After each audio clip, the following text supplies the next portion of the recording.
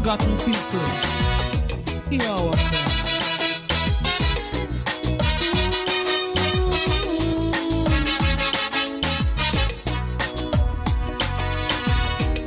With dented pride they sold their own. Revolutions based politicians born. And often their tragic story brings a journalist glory. No wonder they view the world with scorn. From since the day they born, some call them rebels without a cause. These social victims of unjust laws, but yet they christen the heroes, renegades, desperados, forever knocking on heaven's doors. Hear me? Steel band music shatters the silence, harmony to conquer the violence.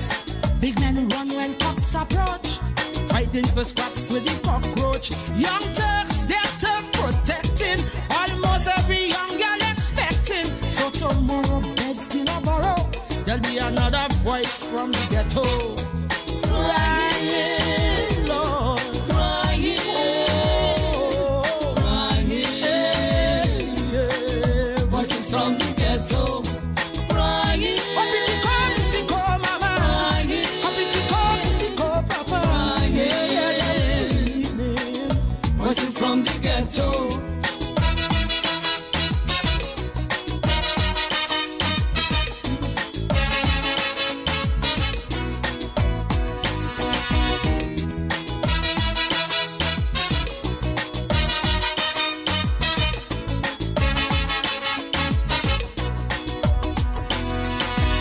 Social amenities, Lord, heaven knows. Opportunities, well, them always close. Can't get work once it white collar. So if you can't stretch your dollar, it's later for you crack or smoke your pipe. You're short of dead from gripe. Life does rape dignity and pride. Till there's only bitterness left inside. Hustle. Arguments are settled with muscle. Till you're 6 feet deep by 3 feet wide. Children through life keep on drifting. It's something they're smoking or sniffing. Or maybe they're trying to forget this life of misery and regret. No one to come to their rescue except Petrotrin and Bourgeois. So they boom boxes the Lego. Drum out voices from the ghetto. Yes, indeed, of course, a pleasant good night to all and sundry, East, West, North, South, Central, our friends in Tobago, and wherever you are, streaming on the World Wide Web, a pleasant good day to you. Yes, this is, of course, the, well, of course, as you know, the Tuesday night edition of the Corridor Transformation. Not that we have a daytime edition, except, of course, you would have seen me before on the ground report this morning, of course, doing what we do best. That's to say, to bring the truth and nothing but the truth to the population so that they can make informed decision. What is that ultimate decision? Well, the decision to determine who must, of course, manage the affairs of Trinidad and Tobago competently, honestly, dispassionately, but of course with always a sense of nation building, harmony, and as a consequence, have a better, what I consider to be cohesive society, without which of course it's a waste of time. So people, of course, welcome once again, of course, from the music, as I like to take my cue from the music, or allow you to take your cue from the music, they were to call it that, where of course we look at the whole question of what is happening in the ghetto. And ghetto here, of course, refers to those communities along the East-West corridor that have been classified as crime hotspots. That's where we are looking at. But let's go to the line quickly. There is a call that I want to address at this point in time. Pleasant good night. Welcome to the corridor. Pleasant good night. Welcome to the corridor. Hello. Yes. Good night. Welcome to the corridor. All right. Okay. Are you on air, Lennox? Yes, I am. Okay. Yeah. Sorry. No, this is Cook. Oh, okay then. Okay then.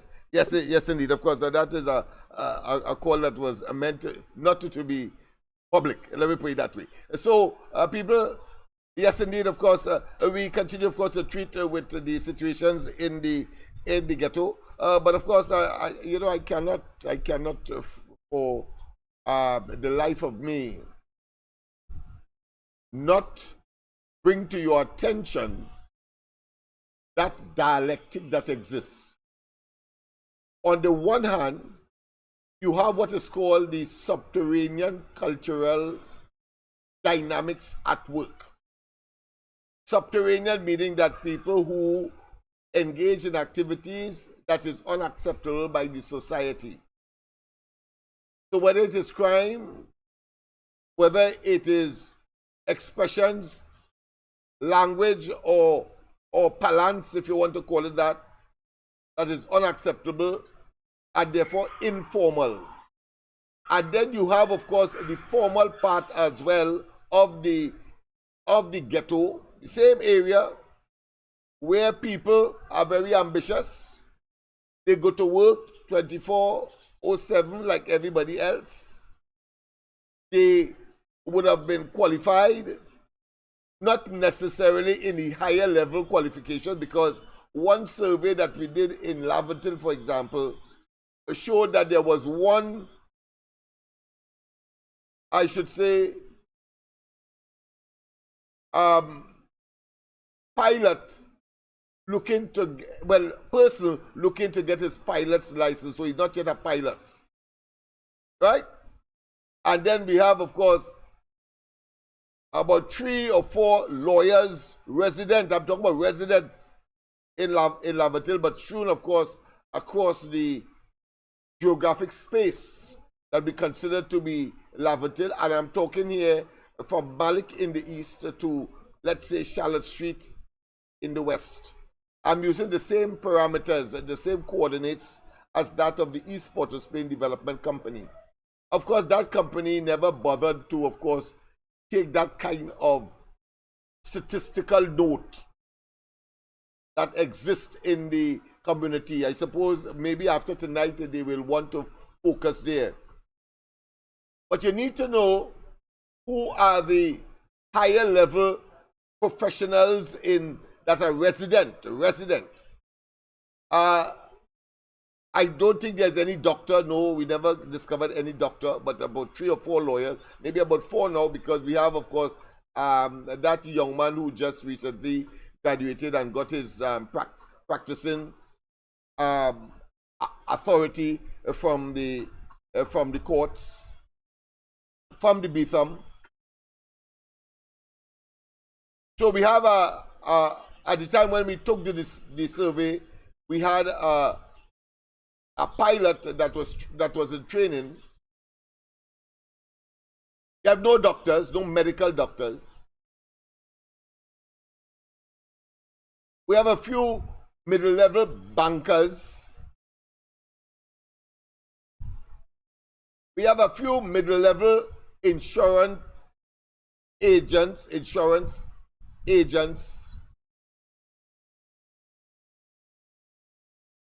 I think 1 engineer, civil engineer, and maybe electrical engineer and another. That's about it for the higher level professionals that exist there.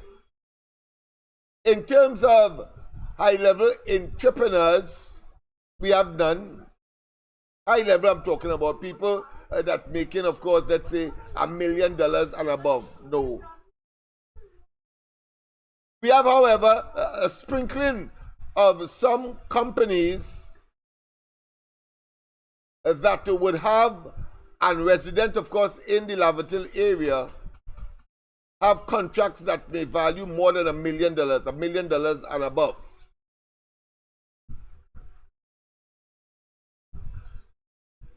If I am to hazard a guess in terms of that level of company, I would say maybe in the vicinity of about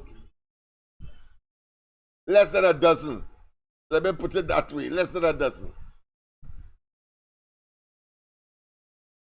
We have people, of course, who, when you look at their accommodations, in several pockets of Laventille, and Laventille, as I said, is that geographic space between Charlotte Street in the west to, let's say, Malik in the east. And by virtue of the homes and the structure that you would see, if you go along Lady Young Road, for example, and you look on the right-hand side of the Lady Young Road, if you are heading into Port of Spain, you will see on the hills there accommodation that appear to be middle class. And then, of course, in places like Park Street, Mova, you have some of that. And then you have a sparse distribution of similar middle class looking accommodations strewn across that geographic space that we would have said, but not sufficient to have an impact to say, well, listen, this place is a well-to-do and upscale society or community.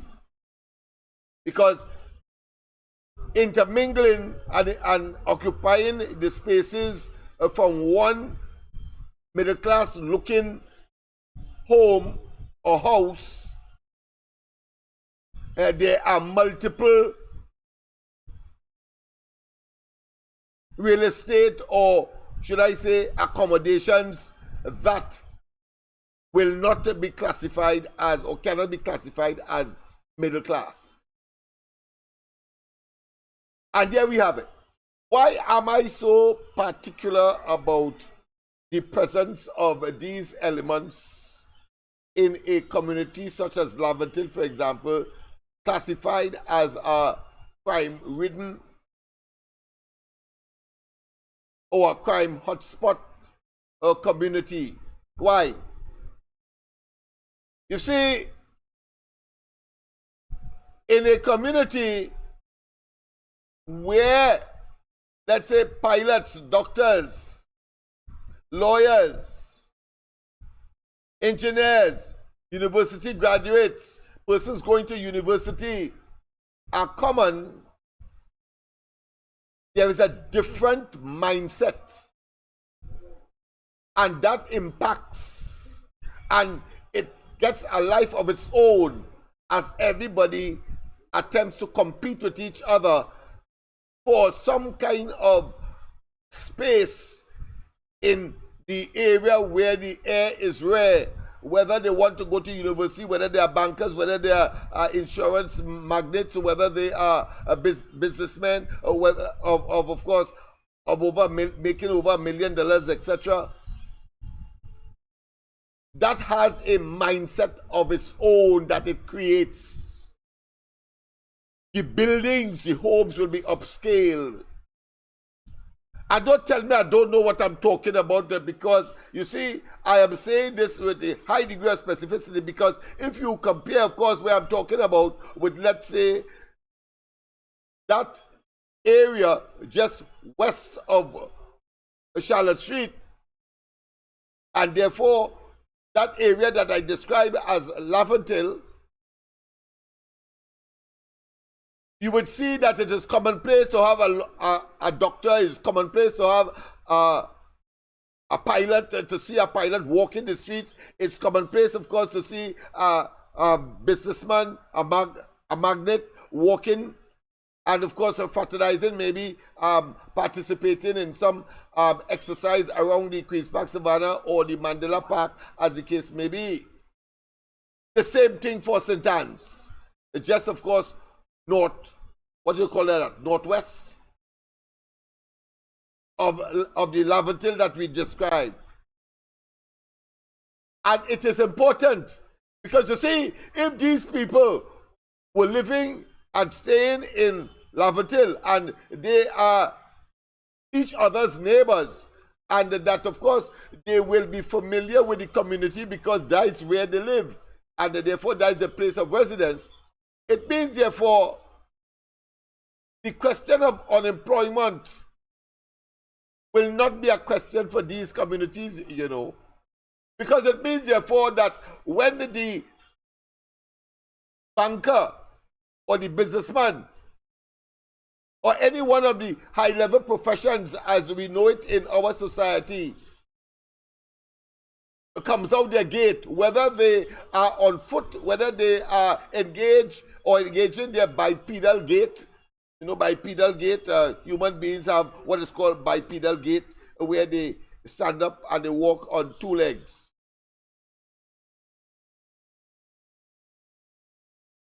That means, therefore, that their friends and their neighbors are going to be, of course, people who, if they didn't have a job, can easily access them. And at the same time, they themselves will now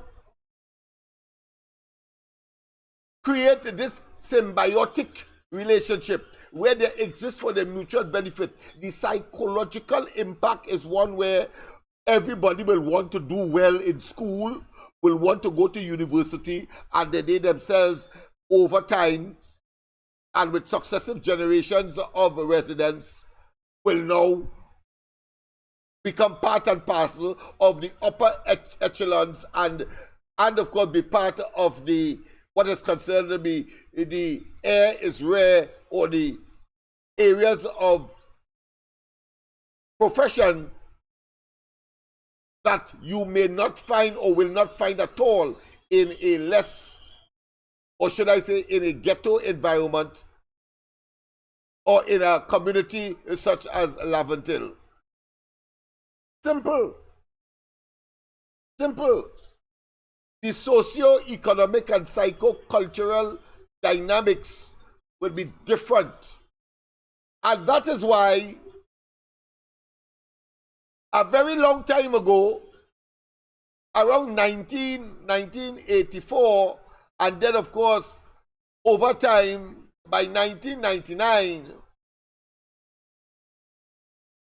the MLIO was born.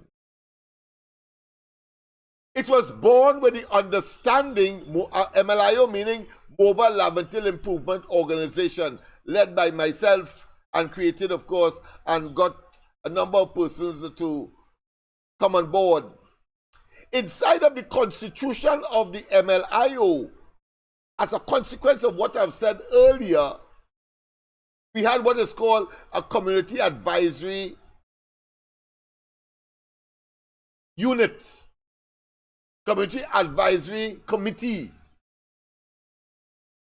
And that committee would comprise of persons of the type that I just described that would have made it in the higher levels of profession, in the higher levels of the society, and of course a part and parcel of the middle and upper class of the society. I want to say off the cuff that while we attempted, of course, to populate this committee because of the impact they can have on the lesser fortunate and those who, by and large, would make up the Laventille community, the Laventille and Environs community, we were not as successful as we would have liked. Because many of them, when they hear is Laventille, that they have to advise on, only to advise. And where, of course, we wanted to access, let's say, some kind of resource, having these big names, these big wigs as part and parcel, you get a easier access, a smoother access, a more what I consider to be fluid access to resources in order to impact on the educational, the sporting, the cultural, the attitudinal changes that are required through, of course, the multifaceted programs. I want to tell you that in recognition of that responsibility and the creation of such an entity, we had something like 12 different programs that we would institute. But of course, there is one specifically designed for attitudinal change. and to make the students realize, or those who are exposed to the program, that listen, you have a responsibility when you graduate from the MLIO to go out there and of course you yourself become agents of change. Agents of change and transformation. But I want to also tell you that the experience over the years by 1999, after I came back from the United States, Washington and New York. Let me just go to the line one time. Pleasant good night. Welcome to the corridor. Pleasant good night, Mr. Lennox. Yes, good night. And pleasant good night to the right-thinking citizens of Trinidad and Tobago. Yes. My beloved country. Mr. Lennox. Hey. You could recall when the Syrian community went to Patrick Manning, and then after that, they went to our political distinguished leader, Kamala Prasad, to tell them, step aside? Yes. Yes, there is a lot of information relating to that, yes. All right. Now, after that, I'm trying to get that point, Now, right after that, during the campaign in 2015, when Dr. Rowley was, after he won the one-man vote and ended up the leader of the PNM. Before that, Patrick Manning told us, never allow Dr. Rowley to hold the reign of power. Right? Yes. He also said it in this way. He said, he's not a leader. We must never allow him to lead. Right? Yes. And then Kamala Prasad Bissessa, then all the set of lies. You remember all the lies was coming? You remember when the lies was coming in just remember this and you understand my bringing it. You could remember when all the lies and innuendos and all these things that he was when he was in opposition. You remember how it was broadcasting TV6 and thing? Yes. At that time, the PNM couldn't buy a doubles. So what I'm trying to tell you, Mr. Lennox, how come when Dr. Rowley was in opposition, how come he was getting all that money, or you getting all these press to bring his propaganda in the forefront when he was the opposition leader at the time, never been into government? Who was paying for all these broadcasts? Kamala the thief this and the thief that on all the media house was running with it. Remember that? Yes. Okay. Yeah, he had a field where day. Dr. Rowley was getting all that money from to have all these propaganda being broadcast in the nation. Right? And this is why when he was in now I jump in there, I hope you're following me. Yeah, go ahead. And remember when he went into Westmoreland to hold a political meeting, when he was dressed up in white on the white chair, and he was being questioned by the powerful Syrian people in the Syrian community, and he was telling them what he wouldn't do and what he wouldn't do. That was an open forum meeting. Right? Yes. And he was asking questions and he was giving them answers, and he was sounding so professional when he was speaking to them. Yes. Right? So I say all of that to say that under Patrick Manning realized that the Syrian community wants the treasury for themselves and nobody else. And Manning make a statement and says, now is the time, which was too late. He wanted to try to help his people a little more than what he was doing for them. And right after that, he got pushed out, and Dr. Rowley did done all the talks that I was broadcasting everything for him, because he sell out Trinidad and Tobago to 1% of people. And this is where it come back to, under Dr. Rowley, 99% don't mean nothing. 1% means something.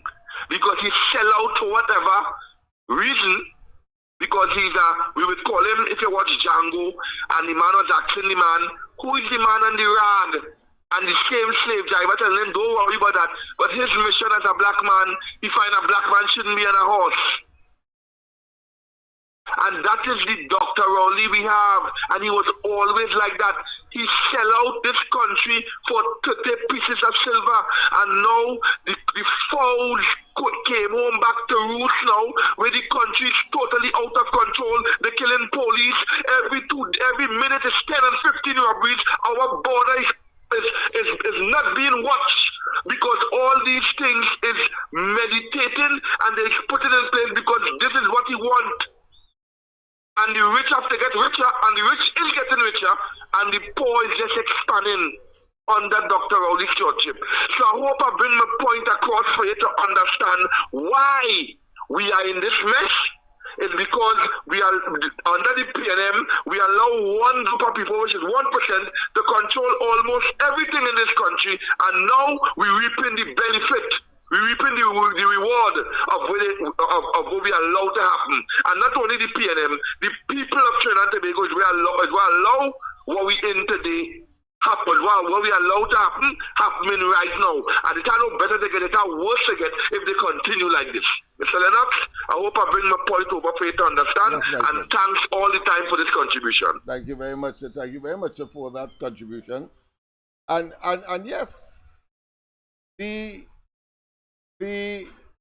propensity and the attachment of the Rowley PNM administration to big business and finances of the PNM, and where, of course, the financier potential or real was perceived to be of UNC, they then, of course, manipulated the situation so that they could reap the benefit now and twist the thing around.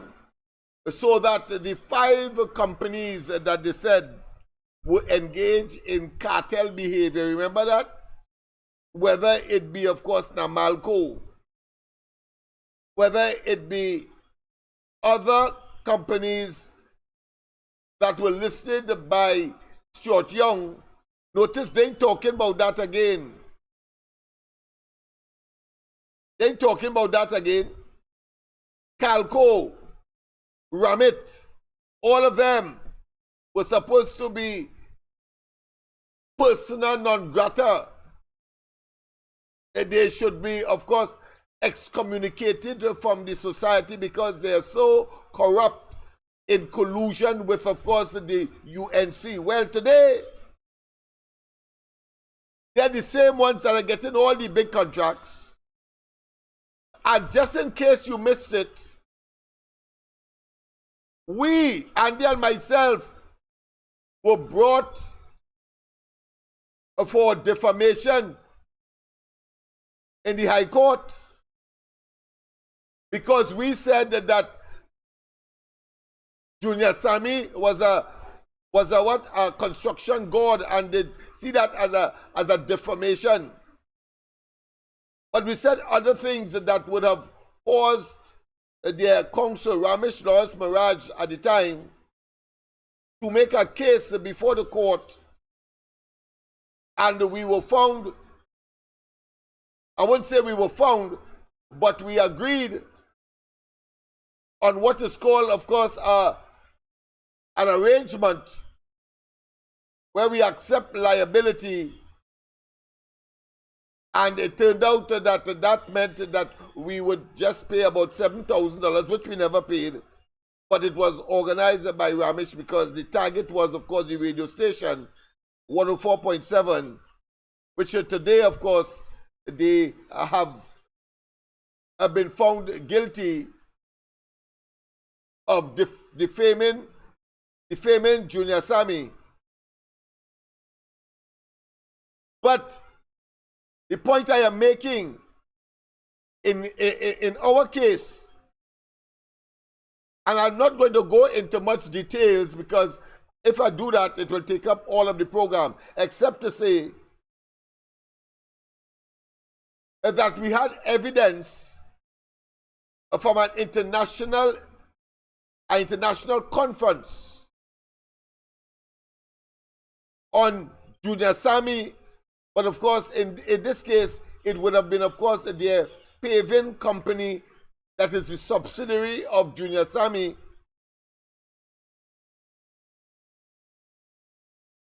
that shows how not to pave a runway where planes take off and land. How not to do it. So therefore, that is incompetent. We had that as evidence, but because of certain circumstance, we gave up all of that. We accepted, of course, culpability, and so the rest is history. But the point I am making, it is these same companies, and then one of the arguments you made is that, of course, they were getting political favors. That is why they were able, of course, to get these contracts. But today, Dr. Rowley will tell us that not one of those companies, including Junior Sammy's subsidiaries, Amalco, Calco, all of them worked on Balize House. And we have the evidence. I don't get me vexed before I produce it tonight, you know. That the subsidiary of Junior Sammy was pouring concrete, not on the superstructure, you know, on the basement of Balize House. Basement of Balize House. So the caller is right. We know where they got their monies from. We know how they suddenly became rich after saying that they were bankrupt. Rowley was saying before the 2015 election, they were bankrupt. The PNM, that is, and owing over $5 million. Today, they are building, of course, a monstrosity called Balize House of over $100 million in some estimates, and some other estimates see it as more. Our pleasant good night. Welcome. Good night, Lennox. Good night to you. Lennox, I see your girlfriend make a video on you, boy. Yeah. Somebody tell she. Your political scavenger friend. She calling out. Yeah, somebody tell she tell me today, somebody tell she, I was saying something about she, and then she retorted by saying something about me. I say, well, no big thing. I mean, no love lost. We will continue, of course, at the battle, and the truth will always prevail. So I ain't digging nothing. Go ahead. Some change where he some crumbs where he passed by she me lick the ball and of course, a total reversal, a total what I consider to be metamorphosis of the video, or in the video that I showed, where she was crying and begging, of course, like Coco, and just like Coco, he got, of course, something in CPEP, and suddenly he started cursing all the Indians and them, and no longer is he what a lick bottom African, you know. So no. You spoke to the converted. Let me tell you what I knew that. Yes.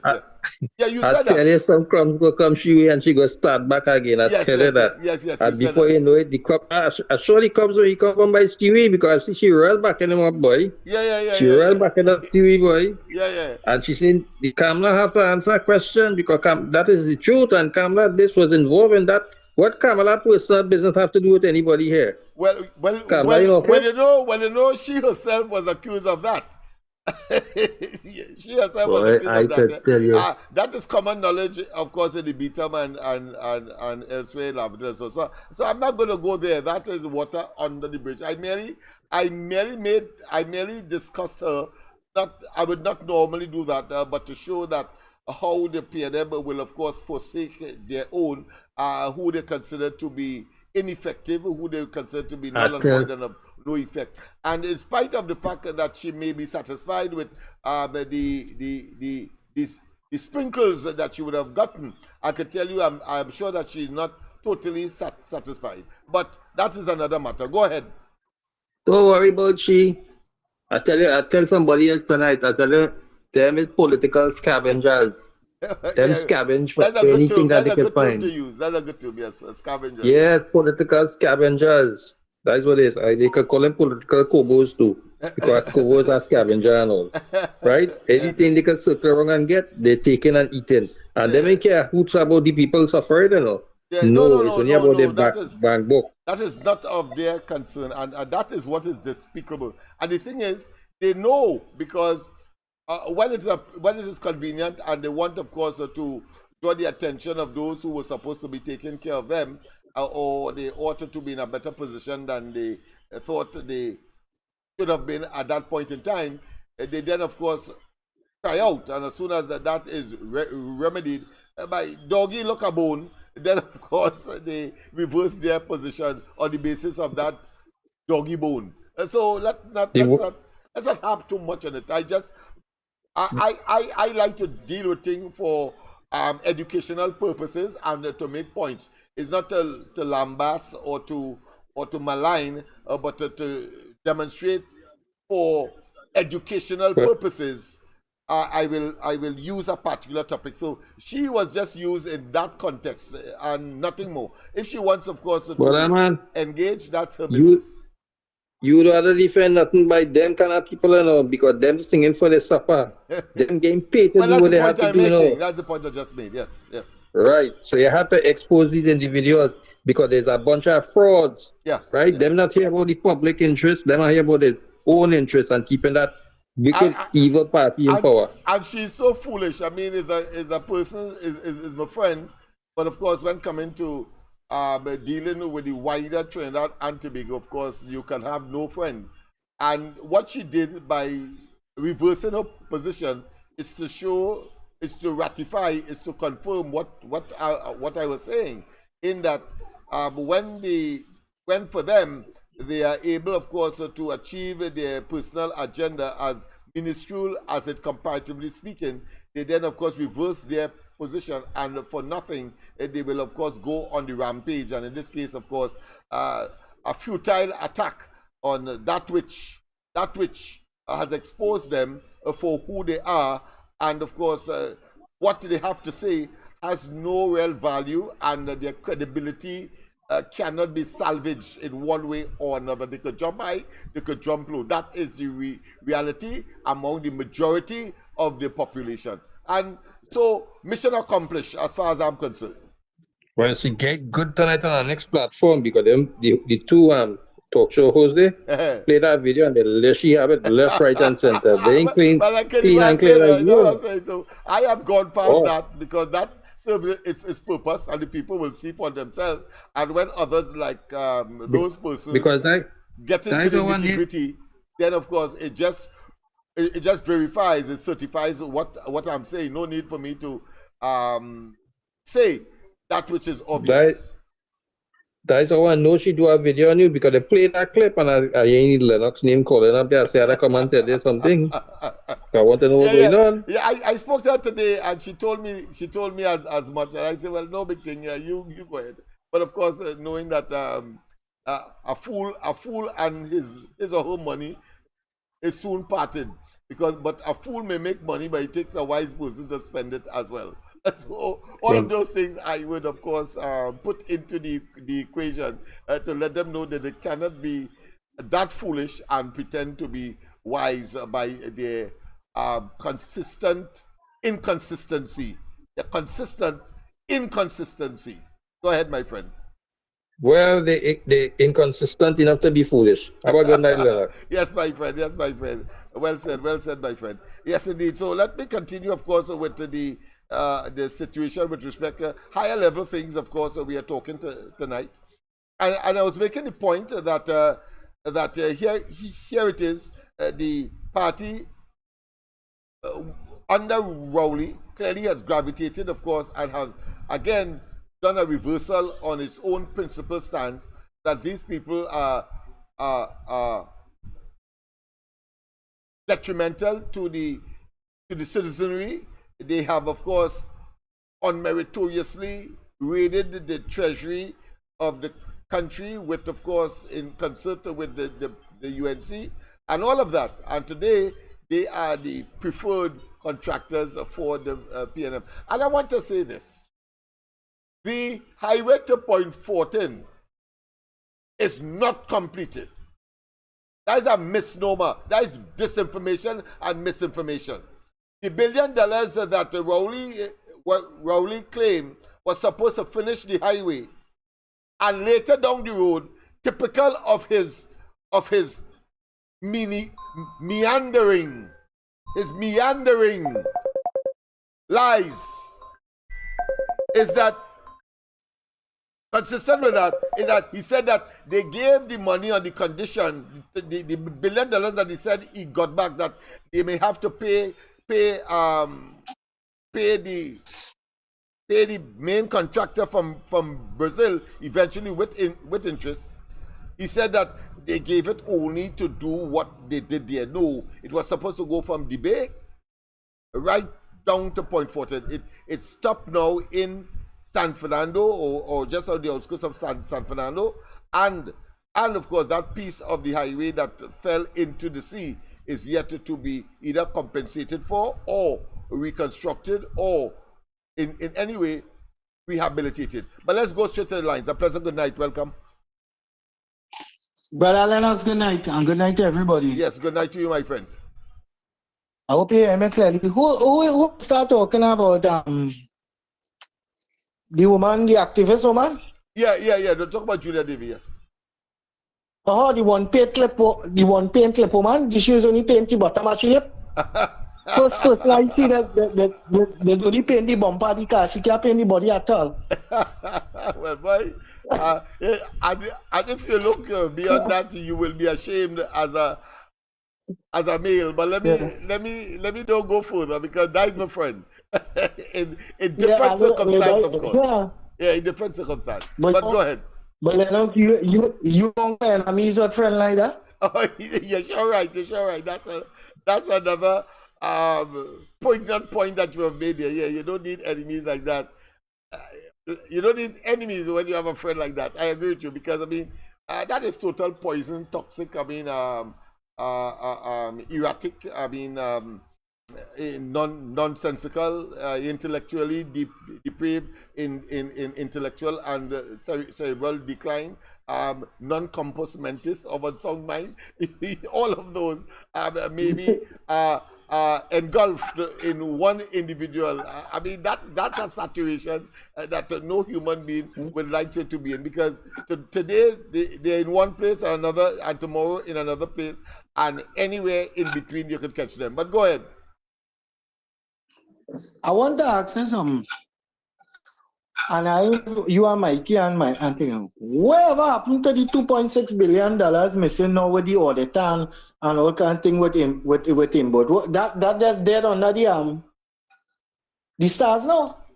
Well, it doesn't appear so, and it appears so. I say so because there is a current matter where the Auditor General has taken the government or the Minister of Finance to court. So that is by and large sub judice. They have gone silent, talking about both the Minister and the Auditor General on any further information of an inflammatory nature or antagonistic nature. Of course, the central bank has a role to play here, because they refused to, of course, give her access when she would have asked for access at the time to ratify. So there are a number of moving parts that are yet to settle, so that we could, of course, piece that puzzle together. And that is where we are at this point in time. But to say that it is out of sight and therefore out of mind, well, the fact that you have raised it tonight, it shows that it is not certainly out of mind, even though some may wish it to be out of sight. Oh, because I was saying, so it's in court, so then nobody can really talk about it to fight. Yeah, there are certain implications for that, yes. But you see all this man disrespect me, but that man going and put Stuart Young back as acting prime minister. You expected different. I predicted that immediately, that he will do that. And of course, Chogam just presented the opportunity early but he would have found a way nonetheless. If there was no Chogam, he would have found a way to make Stuart Young act. Take what I tell you. Even at the risk of saying that he's a frequent flyer, candidate for special attention by most airlines with which he would have flown out of Trinidad and into Trinidad. But what our leaders remind me of, once I did pick up a girl and she was living in Maracas, but nobody pillars. Yes, I know where that is. Right. I mean, and she set a date and thing. Well, the girl had she working and thing, whatever and thing, whatnot. So I think the girl nobody. When I carry the girl to travel, she said first time she traveled on the bus route. All right, yeah. So Rolly does remind me, she like, you never get nothing, you never see nothing, you never do nothing. So you just hear heads of government want to have a meeting, so you jump on a plane. And you're going. Well, I want to go further to say that if there was no UNC and Kamala Prasad Misesa, Rowley, in order to blame something or somebody's or some entity besides themselves for the iniquities that Trinidad and Tobago has passed through over the last 9 years and leading up to next year, they would have invented a Kamala Prasad Misesa and a UNC. It has to tell you how desperate and stupid and dangerous these people are. Right? So don't get too harassed with that. That's just one element that we must, of course, but bring to the fore to show a consistent pattern of behavior, of incompetence, impotence, and of course, persons are going to gravitate to that for reasons that are not in the best interest of the public good and the treasury and the citizenry of Trinidad and Tobago. All right, my friend? Yeah. Okay. All right. Good night. Yes. You going? One more. Just now, wait. Just now, Mr. Tagorigo. I think the caller has one more point to make. Go ahead. All right. Yes, go on. Call back. I suspected that you may not have completed, but call back, caller. From point 410. Yeah, I get to know all of the callers that are regular from time to time. Pleasant good night, Mr. Tagorigo. Yeah, good night, Lennox. Yes. There's no day before I run mad. Pardon me? Repeat that. There's no day before I run mad. All right. This morning you was talking something on the ground report. Right? That's so important, reminding people all what's going on. Yes. And you get cut off for voicemail. I find that was real bad. Oh, okay, yeah. Yeah, that happens from time to time. Yeah. People sometimes, they get over enthusiastic. They probably have a point that they want to, they believe that they might forget. And because they have control of the system, they then, of course, make their interjection, not realizing or oblivious to the impact it will have out there and on people, particularly, as you rightly said, that may want to hear something of someone else, but they will suddenly cut off. So that's part and parcel of the arrangement. I have grown to accept that. But I will find my way to get the information out. Like tonight, for example, I have a whole 2 hours to, of course, get my information out. So no bad breezes blow in such circumstance. Watch me. The point I was trying to make, yes, is for people to remember what went on and what's going on now. That's and right. That is needed very badly on that program. You understand the callers and the voicemail? No, I agree with you. Every time there is a significant or not so significant, or even if it is a minuscule point, you must be able to make the nexus, the connection, if only to show a pattern of behavior. In criminology, it is called modus operandi. Right. So that even the listener could now predict what that person will do because it has happened in the past, and therefore you cannot operate like the PNM and do things in silo. Every time they introduce property tax now, for example, or a new tax, they then of course make an independent argument, not realizing that all of those measures have an impact on the single salary of households or who are working for one salary, and that you must always be able to connect it back so that the pressures that they are feeling and gravitation to crime and criminality and of course high food prices and people's marriage and families disintegrating is you must be able to connect that in one fell sweep in order to demonstrate that pattern so that you out there can make the decision at the appropriate time. Of course, the ultimate is that you must vote for the UNC and Kamala Persad-Bissessar and jettison, of course, Rowley Andy, because they are simply unfit for government and has always been so. Well, right. Now, the point I want to get to is this. Yes, go ahead. And you were trying to make the point this morning. Ruhan Sinaran say that nobody don't remember when he do something. They talk about all the things he ain't do. Right. And out of your own mouth, that come out, eh? Yes. I built this road going to Sandy Grande. And nobody don't remember that. Just remember the things that I ain't do. So the 99% of things that he ain't do, for which I praise you for the one thing that she really does, man. Exactly. And that's really crazy. Yeah. And today in the Senate, him go fishing, do just what you were trying to do. He remind them of everything that the UNC do, and the mess that this government how they destroy all. Go fishing do that in the Senate today. You must do it. You must do it. It is an imperative. Otherwise, you will be, let's say, derelicting your responsibility if you don't.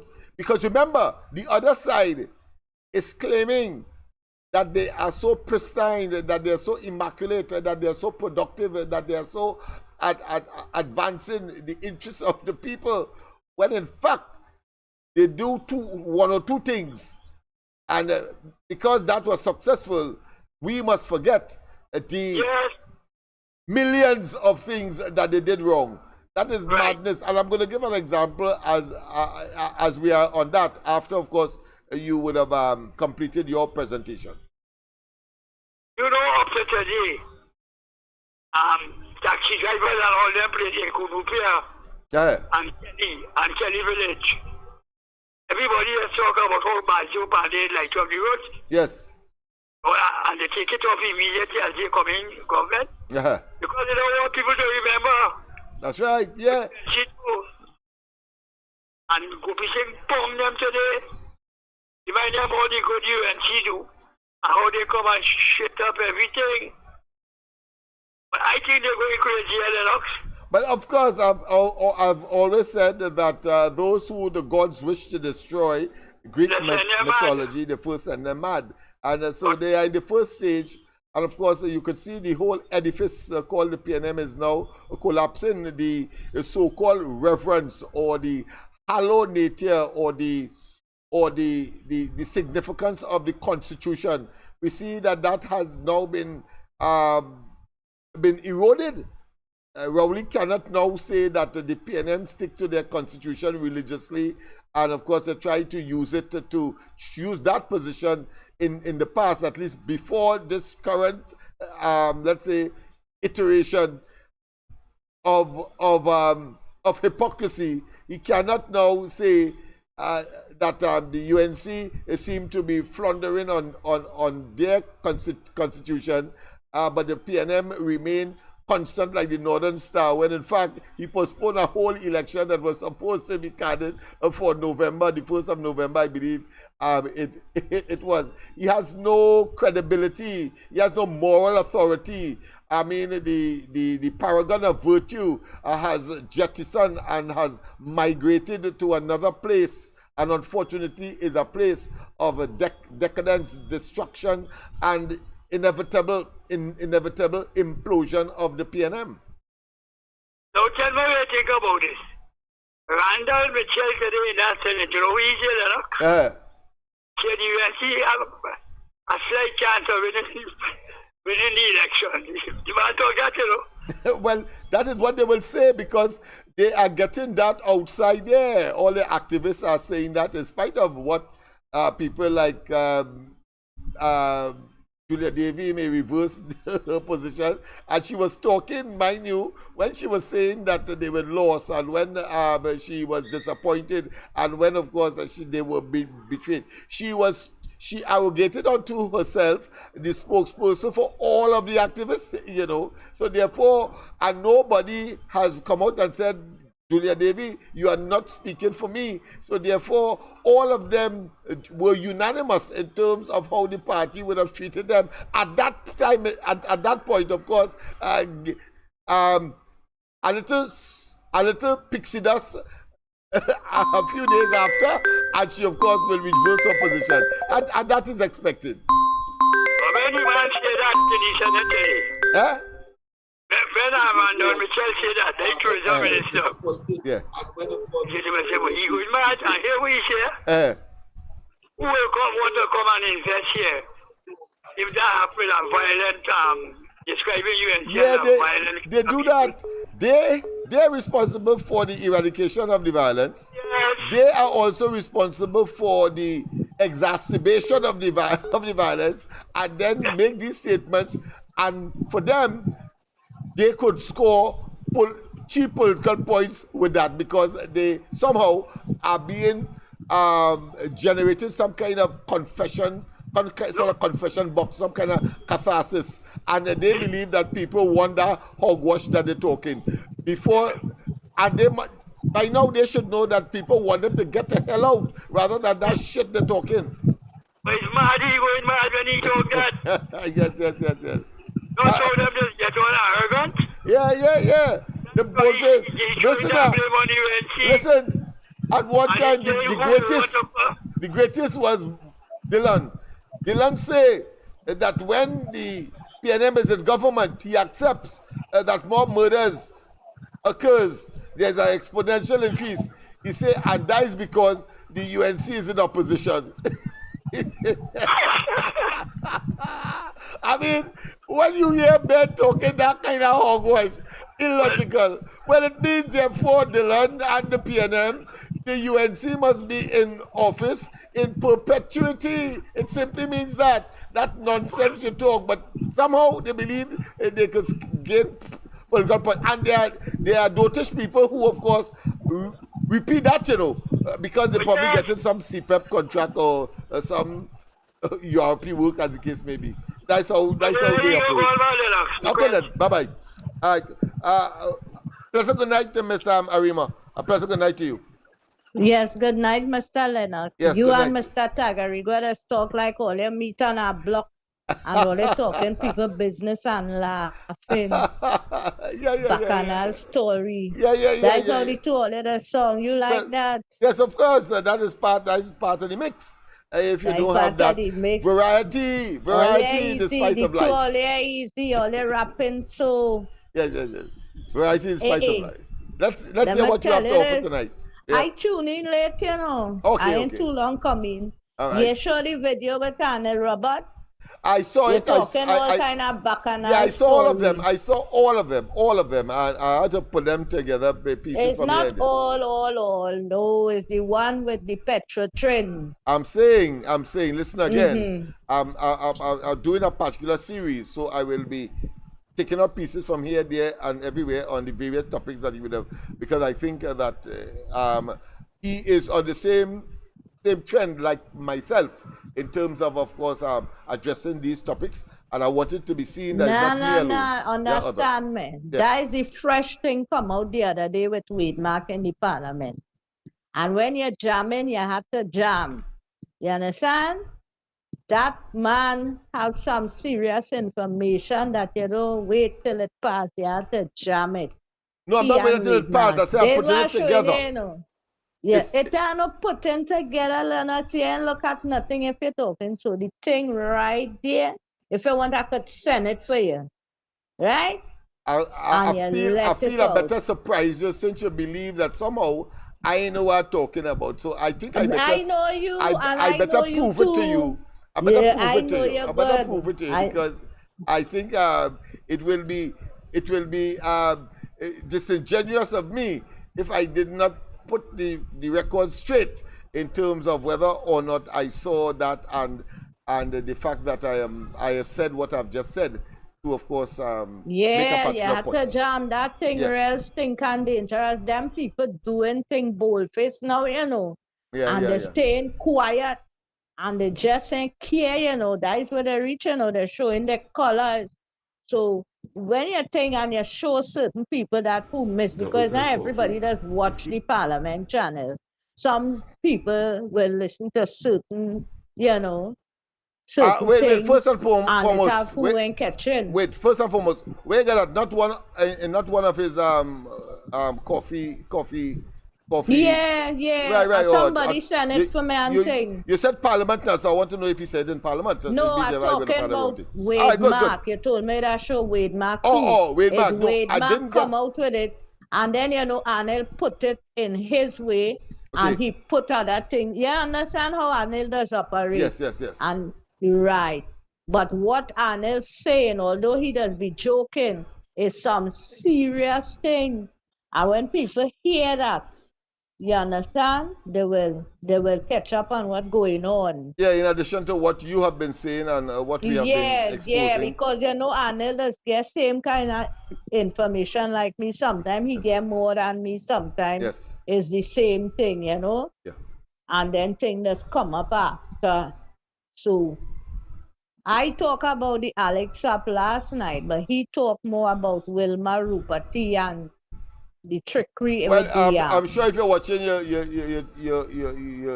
system now, your device, or you'll see him in the background there. I've moved what I had there before to make you see that I have done my homework. If I say what I mean, and I mean what I say, and if of course I am tardy, I also of course say so. But bet your bottom dollar, I get things done in the way that I would have expressed.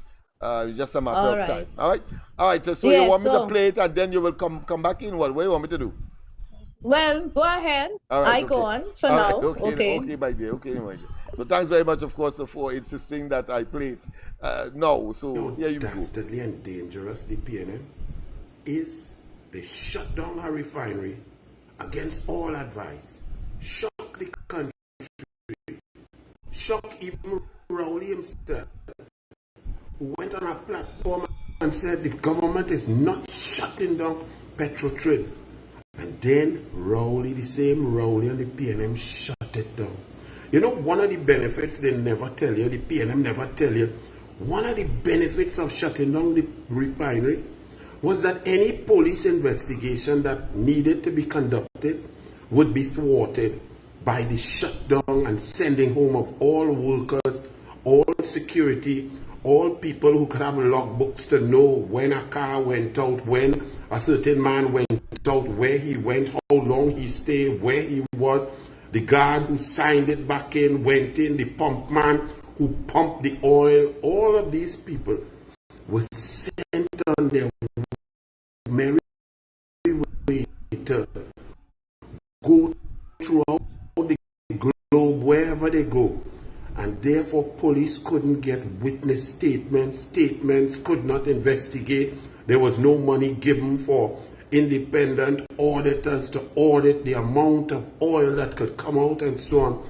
So one of the major benefits to the PNM was that any investigation, criminal investigation into disappearing oil would have been thwarted by the shutting down of the refinery and the sending home of all the workers, witnesses in the matter. Now think back. Now, let me just pause slightly there, because of course we have said that ad nauseum, that the closing down of Petrotrin and the entire cabinet must be held culpable, and that therefore blue lights and silver bracelets, I've said that over and over, is as a result of the fake oil matter. That is what he is referring to. Of course, he's doing it in his own style, but I thought it was important, of course, to play it to show that this is not Lennox Smith alone who have, of course, made that assessment, but there are others who are convinced that that was the purpose, the objective, the reason for they closing down Petrotrin, and therefore I conclude that all of them must be culpable. And you will hear him, of course, talk about to protect one man. To protect who is that one man? Rowley, as we have said. But let's go to the lines. President, good night. Welcome. President, good night to you, Mr. Lennox. President, good night to you as well. Yes. And to all the slave catchers on the plantation. Mr. Lennox. Yes. I would like to tell you that the highway to Point Fortin, yes, after the mosquito crack, yes, it reached Grand Trace Junction, that's the Bondesi Junction, right? Yeah. The piece of interchange to loop back to come through Faizabad. They have the LNG 2 lines, the 52-inch and the 36-inch mean, is on a double crossing, right? Right. When I mean a double crossing, where the highway lower down Mandesi and higher up the line road. Okay. So they have to get the approval to cross the line with the road. So they reach fast there. Then they come and they change the design on the highway going down. And when they reach to the loop to exit the Labre on the estate, the loop to come out of Guapo piece, they're still fixing it how much? 9 years now, right? Okay. So, because they end up in an oil sand quarry, an oil pit, right? A natural flow, right? Right. And they then decide to move the road 2 times. So 9 years to build a road. But Mr. Lennox. No, let me just confirm with you. I said earlier that it starts at San Fernando. Am I correct or not? Yeah, or ending in San Fernando? The highway to Point Fortin start at the crossing. Yeah, just interchange, outside San Fernando there. That's on the southern side of San Fernando. At the interchange of Mr. Basil, and they change to alleviate the misery of traffic. All right, so I'm correct. Okay, all right, good. Yes. I just want to make sure So because it was supposed to continue to where you're talking about Mondesi and of course the Bay, etc. Because the Bay leg was already completed. Not so? Pardon? The Bay leg, and that was already completed, and you had to go on to further to link up to head to Point Fortin. I'm not familiar with the cardinal points, so you will forgive me, but I hope that you understanding me. Yeah, I understand you. Right, okay. When they come down the normal highway. Right. Right? Right. As it when is you now. reach to Ruba, you pass to Ruba. Right, good. Right? Going down the road. Come down, Reform. Right. Right? No, but money might done. Right. But when we reach Reform, that highway end at Gandhi Village. Right. Gandhi Village. That is the Debe from the highway continues Debe. Right. And by ending somewhere in Namdeko Debe. Market. Yeah. Right? Yeah. And then they come down now on the South Trunk Road. Right? Yeah. They started it from Gulf City, like Right. That Bamboo takes Junction. you Gulf City. From Gulf City, you go down the road. Yeah, so they call it from Bamboo Junction. They started drilling it, go straight to Point Fortin, right? Right. So the only species from Debe to back to up to Reform, right? They were the first OAS at the yard, right? Right. Then on the South Trunk Road now, they come and they started giving it in parts. When the minister, with Judasani and them, started to win it since Raleigh coming power February finishing. Right. Right? They come down the Mosquito Creek. They come to Oropush Interchange. Right. Then they go down, straight down to Mondesi Interchange because the Delay Road part, they had a land acquisition problem. Okay. Right? Then they reach now to far as Labre Industrial Estate. Okay. On the loop. Right? So you're looping on the industrial estate and they come out just below the Vestini Road in Gonzal.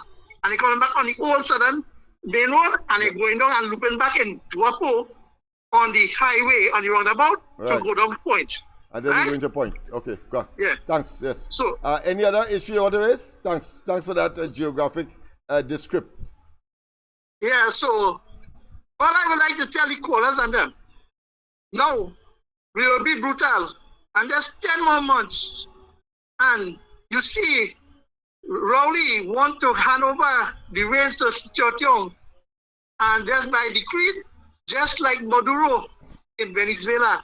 And we as a citizen, if we don't check ourselves, we already get wrecked ourselves. Because everybody know, read between the lines, the police welfare, everybody talking out. about Rowley and his team.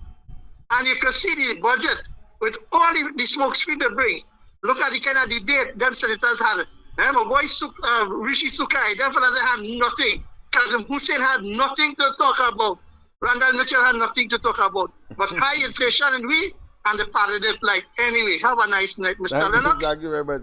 And my son is 9 years and he asked me the meaning of gaslight tonight. So I think it's appropriate, of course, to use that term, that they went into the parliament as is typical of this government and tried to gaslight us, meaning that a whole set of fantasy, a whole sort of illusion, a whole sort of concoction, but of course trying to insist upon you that they are real, and vex when, of course, you defy them and you let them know that is hogwash you're talking, is diatribe you're talking, is cacophonous babblings and ambulatory orations that has no basis in reality under the circumstances and experiences of the people of Trinidad and Tobago. So, of course, I thought I should expatiate a bit on the whole question of gaslighting, because that seemed to be part of the arsenal of deception, propaganda, old talk, and, of course, incompetence that this government has dedicated itself to, and you have to say conscientiously. I mean, it is despicable. But let's go back, of course, to Anil Roberts. As I said, these are things that because we would have. We went through some things in this country that we kind of forget, but they were shocking. Did you think? Take your mind back to before 2018. Did you ever think that a refinery in Trinidad and Tobago could be shut down without the entire country shutting down and rioting? Without the most powerful union, the OWTU, crippling the economy and crippling the country along with its union partners and so on? Would you have ever thought that any government, PNM or UNC, could shut down the Petrotrin refinery and get away with it? Well, the PNM did. And there was no real riot, no protests and so on. But then, you see, you have to remember things and put things in place. The PNM shut down the refinery, benefits to somebody, and Small Pin is a man in the contribution in this budget, like he get confused, he get rattled.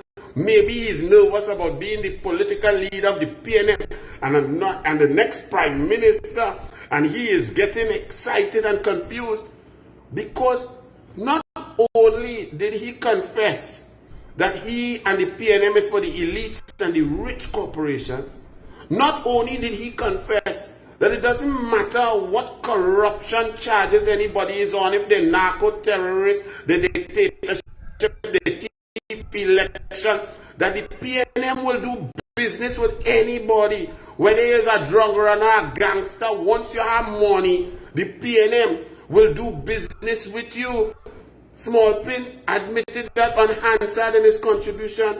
The next thing he also admitted to and came out his mouth on Hansard, he was boasting about AV Oil, that there were allegations against them, that a minister, PNM minister, and a PNM Petrotrin board were removed by Rowley, that the arbitration was never appealed, even though Deborah Peake said appeal the arbitration into this fantastic oil.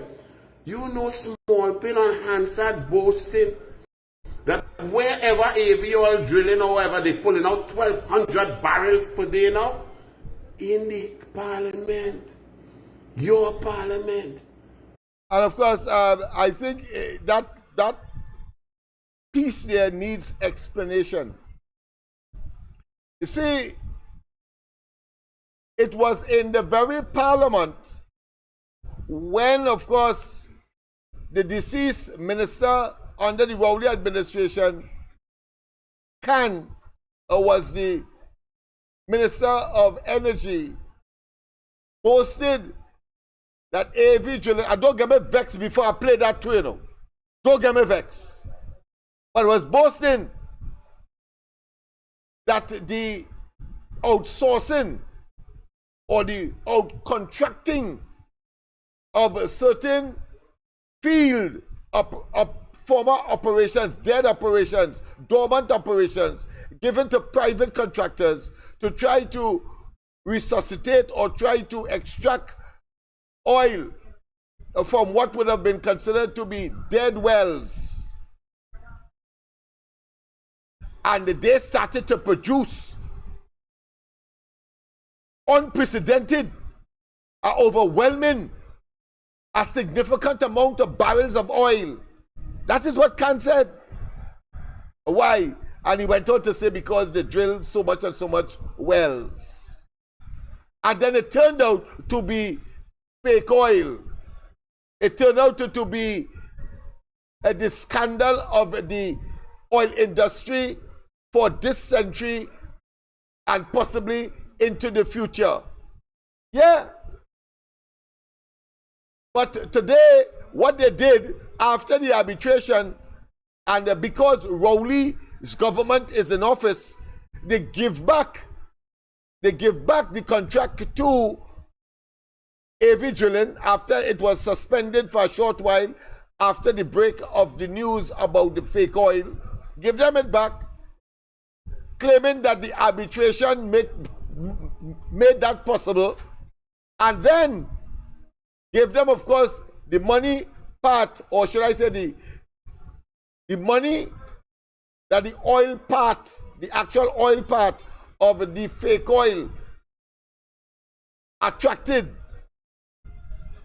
And now they are producing the amount of barrels that they were claiming they were producing before that never was, or close to it. Chochong is now on record saying, look, in other words, saying that the fake oil never was. That is how dangerous these people are. These people are criminals, you know. They waited all this time. And now that they're probably discovering from a well that they consider to be dormant or dead or dry, and they're producing some barrels of oil, he then trying to make it look as though all the fake oil issue never was. In other words, they tried to do what? As my son will say, he tried to gaslight us. Gaslighting, people. I should catch he, and all of them were trying to insult our intelligence in that way. Throw the same gas and get rid of those opportunistic political parasites, savage and greedy, obnoxious and insulting. Yeah, that was what Chochong do. Try to make a nexus between, of course, the fake oil and the current situation with respect, of course, at AV, which in reality are disconnected. Disconnected. And that is for, of course, that dying breed of sycophants and, of course, nearing extinction apologists for the PNM. And we see them toeing and froing now. They really have gone mad. But let's continue. I thought it was important, of course, to make that interjection. This small pin just went off the emotions of Kamala destroying his government, showing the people the truth, showing the people the heartlessness, the corruption, the nepotism of the PNM. Small pin went wild. But another thing, let me tell you something. He now talking about the refinery, and he come to say that Patriotic Energy has brought a fraudulent document and so on, and he's waging war on Patriotic. But understand this. The OWTU didn't really rise up. They didn't rile up. They didn't energize the country against the shutdown. They were very quiet. And then the PNM was boasting that Patriotic Energies would become business owners and business titans by owning a refinery. But let me take you back now. That time was also a time of Delcy, Maduro, Delcy Rodriguez land here and went and meet with Rowley, Small Pen, Newman George in the diplomatic center during COVID. The sanctioned jet just come here. They didn't have an agenda. Rowley started to stutter, remember? As Jubal Chavez, a set of PDVSA officials came in. Well, back then, when the refinery was going to be sold to Patriotic had an amount of money that was 700 million US. You understand? At that time, we were unearthing an unhealthy, corrupt relationship between Rowley, his government, and Maduro and Delcy, which included a man called Wilmer Ruperti, PDVSA, and Trafigura PTE. Coleman, but the government went in parliament and put on Hansard that they gave the Patriotic Energies 10 conditions. And condition number 7 was that Patriotic had to sign a MOU with Trafigura PTE. If they did not do that, the deal would be off. There was a 700 million US payment or money available to Patriotic. But Coleman, but that when you want to dig out your eye, tax you, and want to get TTRA to tax you down to doubles and nuts and baji, baigan, and anything else. Coleman, but said in the parliament, go back and check, My problem is that my parents bless me with a memory, I don't forget nothing. That the 700 million US cash that Patriotic had, that the government wouldn't take that.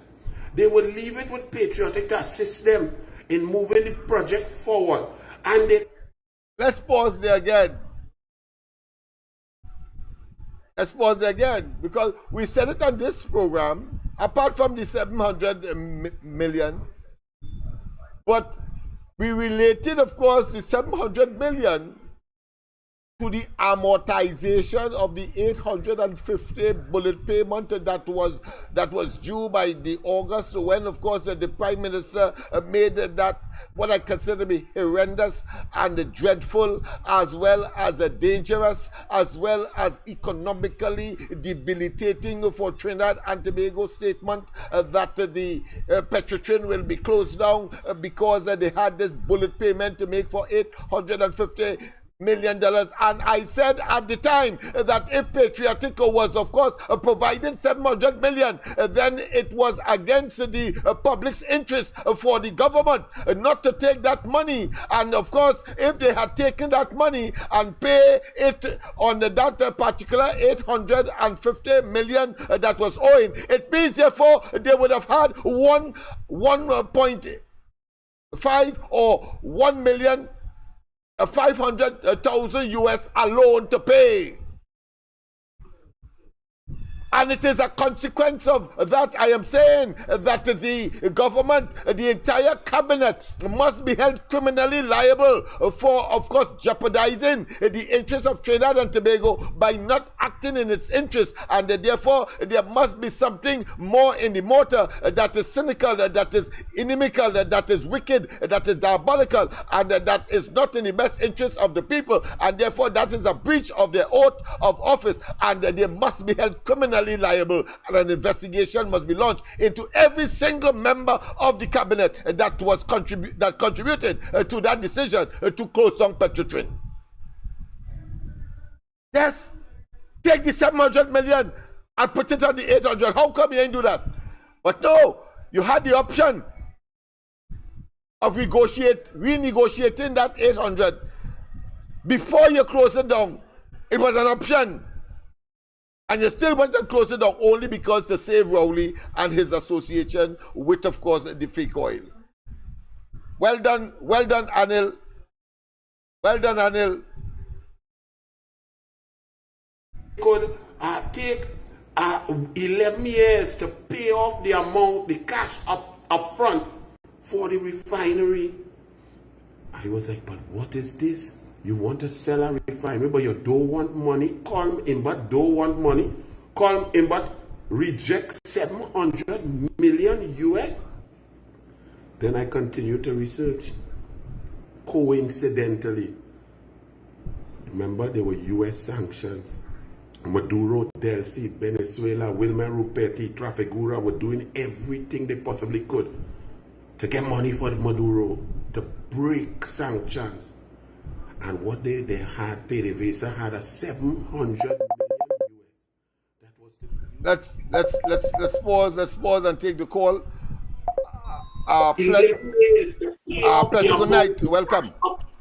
Yes, Mr. Lennox. Yes, man. I had to butt in here a little bit. No problem, you hear man. what he said too? Yes. When there was to pay the 700 and change million, the government wanted them to sign a document with Wilmer Ruperti Company. Yes, Trafigura. Take it yes. in. Yeah, Trafigura. Yeah. I mean, yes. we took note. Yes, so all how you turn it, it was to be with them Venezuelan. Every blasted thing we have here, they want. And the only reason why that was not done was because the Americans were on them because they had found out about the conspiracy of this government. The transponder was cut off. And Kamala did bring out the news too. In Aruba, the shipment ended up in Venezuela. And Kamala did come out with the news too. And she let people know that these individuals, that they want the what is Patriot to sign these documents with. These are sanctioned people, everything sanctioned up. Yes, indeed. Yes, I remember that part. And patriotic. That the OWT was aware. It clearly it was a complex piece of shenanigan because OWTU was having discussions with these people in Tobago when they were, of course, saying that they were installing the Cove energy facility, but they were there having clandestine meetings. We know all of that. Yes, right. We know all of that. Right. Yes. All right. So okay, continue. Yes. That's it for me. Yes, indeed.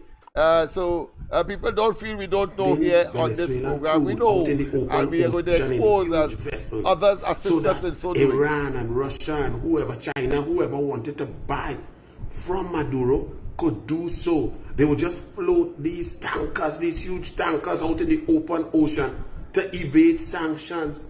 But that was caught, the media caught it, Reuters caught it, and the plan was cat-spraddled. But this $700 million, the US, was then available. Well, when we bust that story down here with Trafigura, Delcy, Rodriguez, PDVSA, Wilmer Ruperti, that $700 million couldn't come. And then patriotic energies get rejected and pelt out and spit out and disrespected.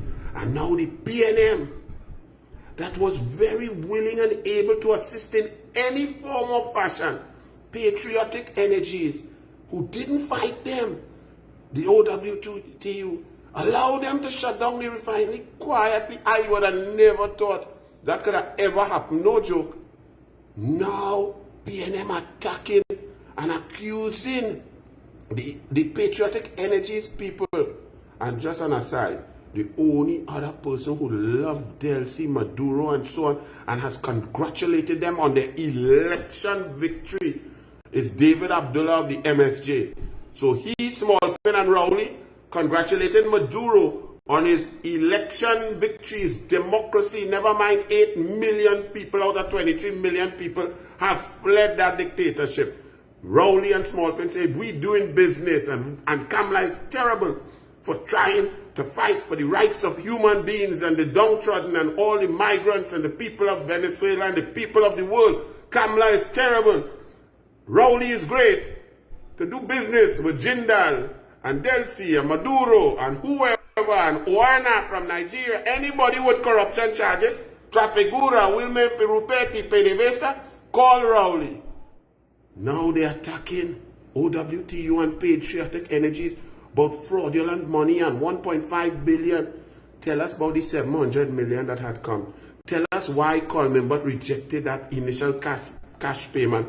Tell us why clause 7 of the 10 conditions, condition number 7 said from the PNM government, from the PNM cabinet, from Rowley, from Smallpen, instructing patriotic energies that if they wanted the refinery, They had to sign a MOU with Trafigura PTE, Wilmer Ruperti, Corruption, PDVSA, Delcy, and Maduro. Answer them questions, but then understand how dastardly the PNM is.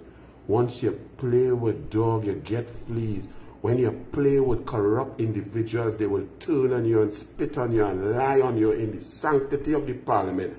That is PNM. That is Emailgate. Rowley and Small Pin became blood brothers of lies in Emailgate. That's where Rowley met the next leader of the PNM, Stuart Smallpin, nasty, lying, dishonest, disgusting, elitist young. Smallpin, how you going, buddy? Yes, indeed. Well, of course, people, that is what, of course, the argument has been. And as I said, I'm putting, of course, this among other things so that you'll understand the detriment that this government has placed Trinidad and Tobago in, along, of course, with other pieces of information. Once again, the culpability. In other words, the government cannot exculpate itself from criminal liability for acting ultra vires or beyond or lacking in interests of taxpayers. If you are owing $850 million and the oil refinery on sale, having offered and accepted, of course, the the patriotic bid, inclusive of $700 million US, then to me, and I'm sure you do not need a calculator or you do not need to be a rocket scientist to understand that there was an opportunity to pay off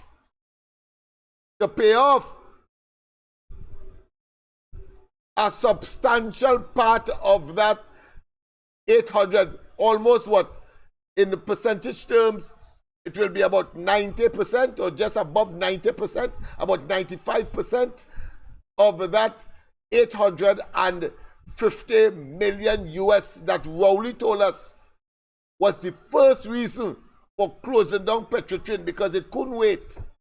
So they couldn't wait because the investigations was on. And Gary Griffith by then would have been seen to be a hostile commissioner of police to the PNM. And Rowley could get locked up. So what they decided to do as a cabinet, betraying their oath of office, and they must be condemned for that, because the fundamental, I don't get me vexed before I play the oath of the office too, you know, because they are to do all right things to all men and women, children including, of course, in the interests of Trinidad and Tobago, not in their own interests, not to save Rowley, not to save the cabinet, not to save the PNM. No, it was all about, and it is still all about, the people of Trinidad and Tobago, because this is a democracy, government by the people, of the people, and for the people. Understand that. And notice that the common thread is the people, the people, the people, the people. Government by the people, of the people, and for the people, the people, the people. And Rowley and they have, of course, arrogated unto themselves, because of their criminalistic behavior, decides that 700 million US, they will not take it, when they could have taken it and paid it towards the amortization or the completion or the payment of on that 850 million US, and they therefore would have only owed 1,050,000 US. That's all. But they did not do it. It is a breach of that sacred and that hallow and that very, very important law principle that you must act in the public's interest. You must act in the people's interest. And that was irreparably and reprehensively breached by the Rowley administration. It's not waste time. And therefore, you will understand the argument. They could say what they want. Those who believe that they will not be charged for their iniquities in office in that blatant and conspicuous and pellucid and transparent way of deceiving the people and acting against our interests. And you're telling me that that is not a clear instance of course, a breach of the Integrity in Public Life Act? Stop there. Stop there. But of course, I agree. In order for it to happen, all of us, in spite of the attempts by the government to stay in office by influencing or undermining the electoral process through the EBC, etc., once all of us vote. All of us vote. No way they could thief anything once we register our vote there. And I have no doubt in my mind that international observers must come to Trinidad.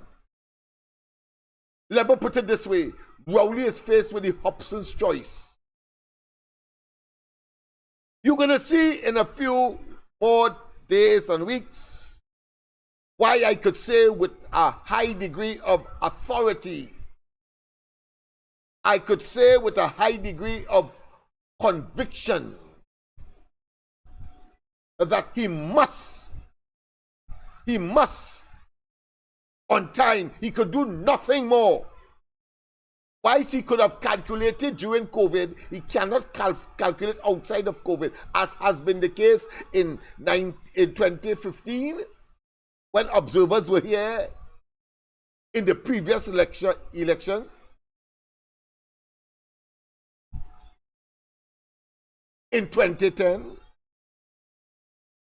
under Manning, the previous elections in 2007, under Manning again, the previous elections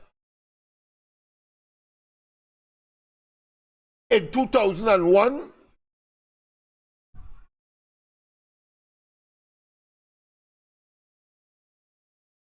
yeah, under Manning, the previous elections in 2000, under Basio Pandey, in 2000 and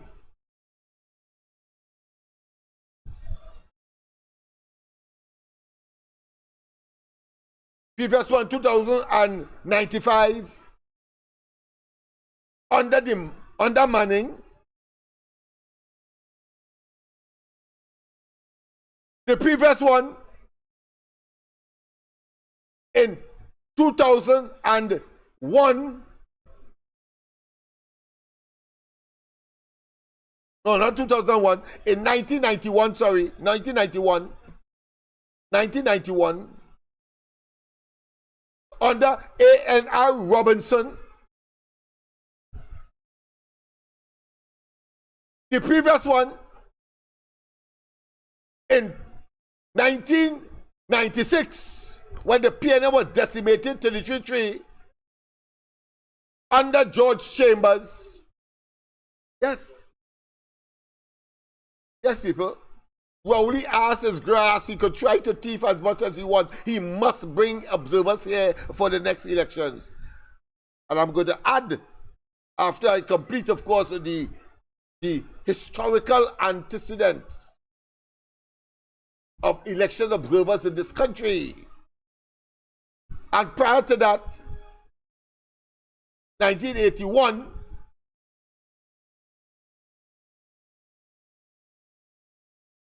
Under PNM administration, observers were here.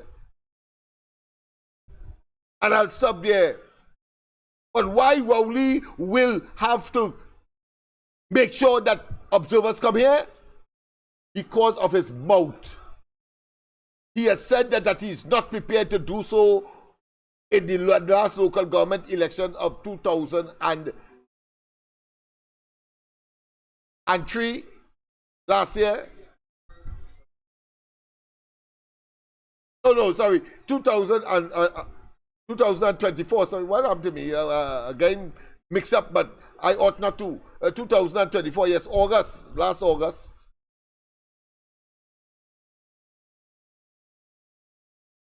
He said no. 2020. He said no. And orchestrated. And the Privy Council said of his attempt to postpone the local government elections.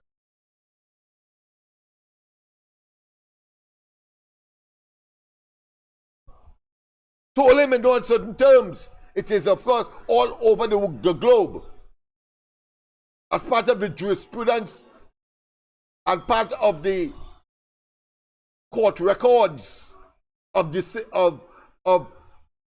decisions that would have been made as far as the electoral process is concerned.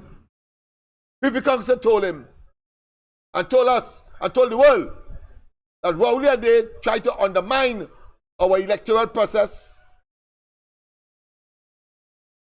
I will go as far as to say to thief the elections,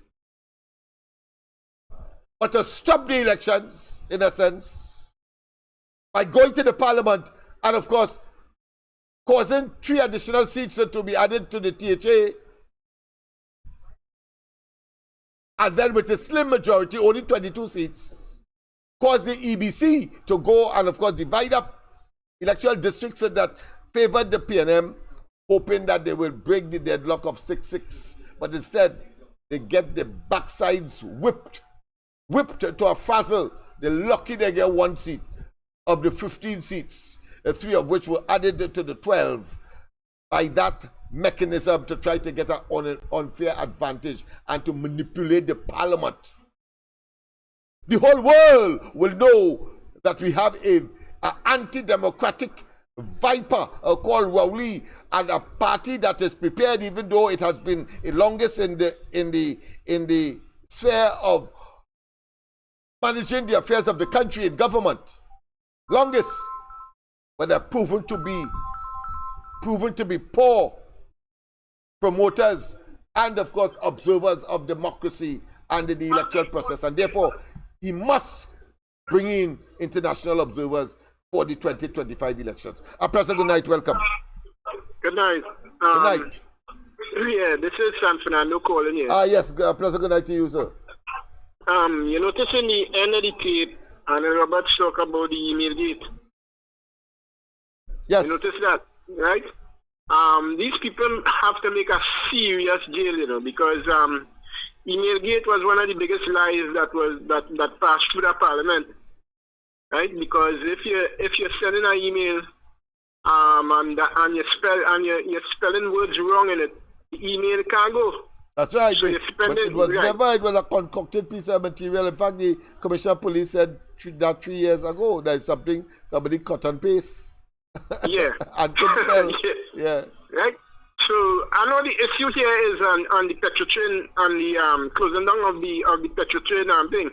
And that is why when he at the end of the tape, when he talk about that, when Andy Roberts talk about that email gate, right? It reminded me of the now somebody was saying the other night on one, I think it was the ground report itself, or I think it was on the ground report where somebody was saying no politician in Trinidad they make a jail yet. Yes. Right. Yes, but that was the argument. Rowley and them will make it, right? Because remember, in the United States of America, remember Nixon? When they asked, that was the Watergate scandal. Watergate, yeah, with Nixon. Yeah, President Nixon, yeah. when they asked if he when they asked him the question if he bugged the FBI's officers, and he said no. Yeah. Right? And they convicted him on it. Yeah, because the evidence was glaring. That's the point I'm making. As is the case now, yeah. Yeah, so even with the email gate and the Petrotrin issue, the issue here, it really glaring when you a rookie investigator will tie up that in no time because they confess, the documents are there publicly, and we can go on, and therefore they will be hard pressed to defend themselves. Yeah, exactly. So it's clear. So any government coming into office now, right? If the PNM lost the election, that is it for them, because somebody and that whole cabinet will make jail. So, glad that you see the point. Glad that you see the point, man. There are those who, of course, because they probably don't know, they are on esoteric, and they don't understand how the system works, and therefore they are of the view that what they see in the past equal what is to be. No, it is so.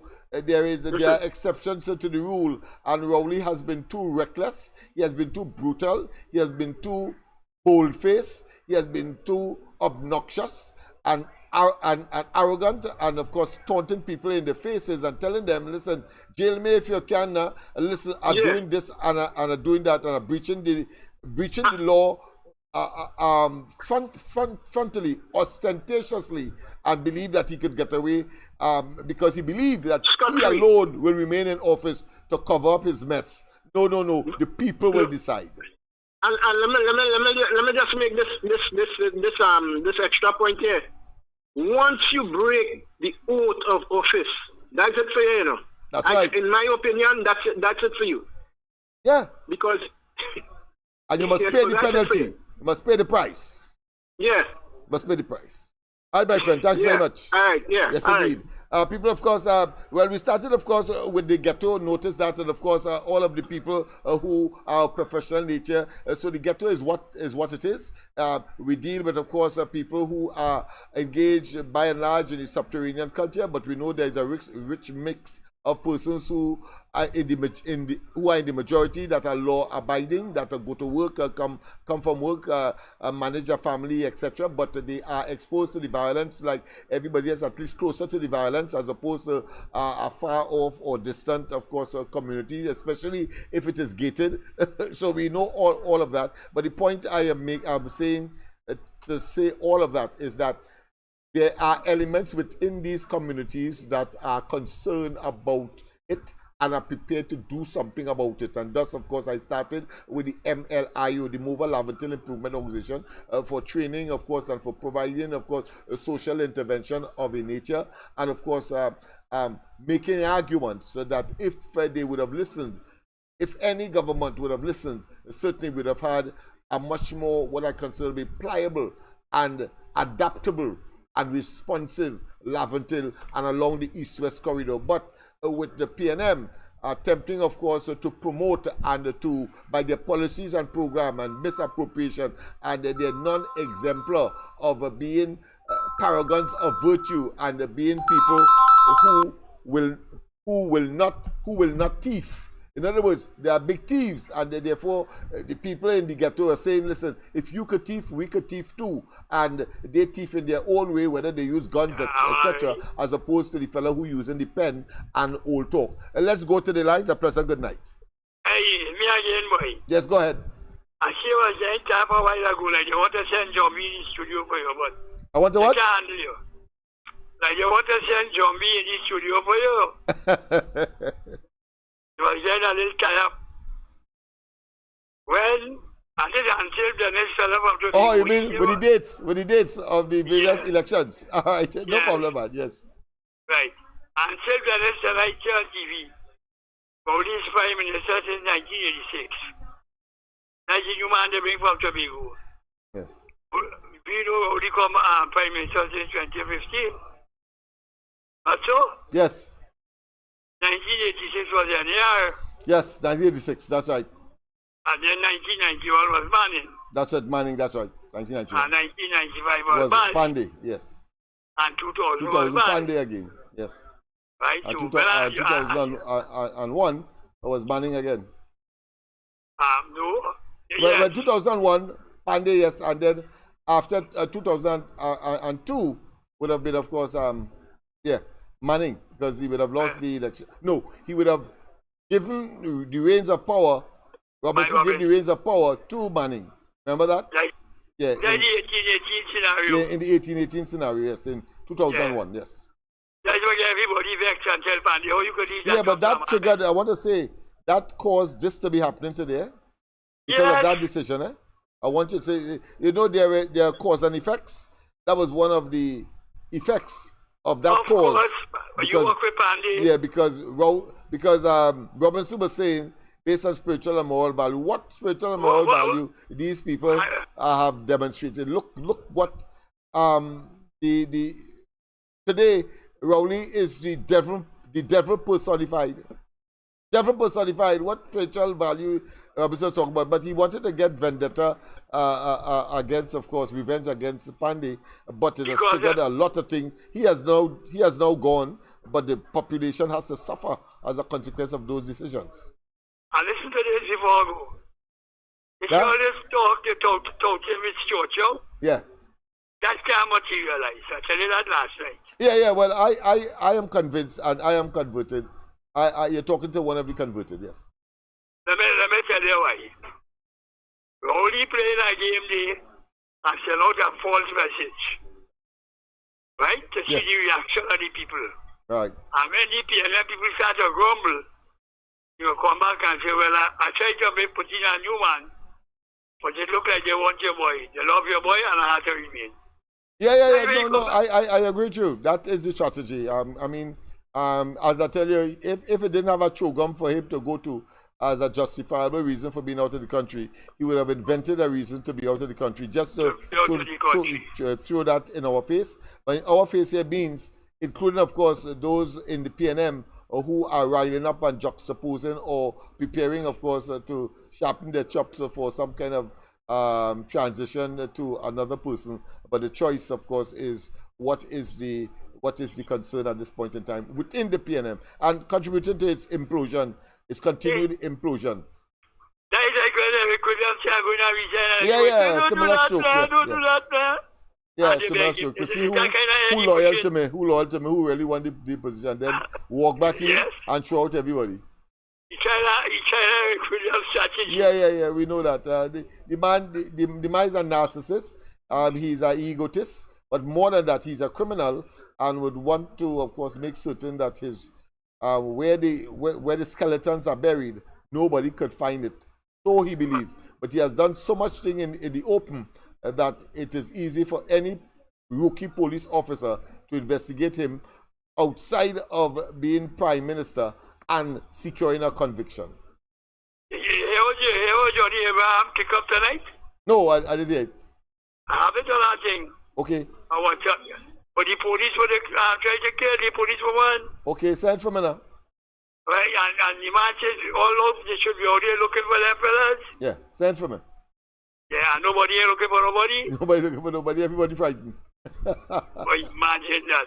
Yeah. You go talk to more about it now. Yes, my friend, of course. So people, we have come to the end. But before we go, of course, I was as I started by talking about the ghetto. Well, just look at this. This will give you, of course, in song and in picture and in video, of course, what we would have done as a patriotic Lavantillians, and of course, recognizing the danger that the entire country could be in if we continue to foment crime and criminality in this part of the country. Nobody is safe. Look at this.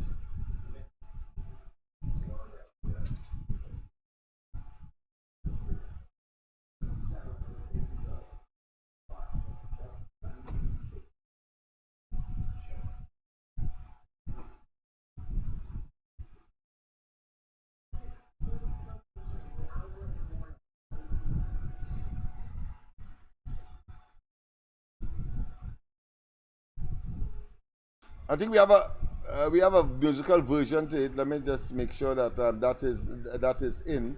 That is what I'm using. Clearly, it is not. Let me see. Let me see if this is it.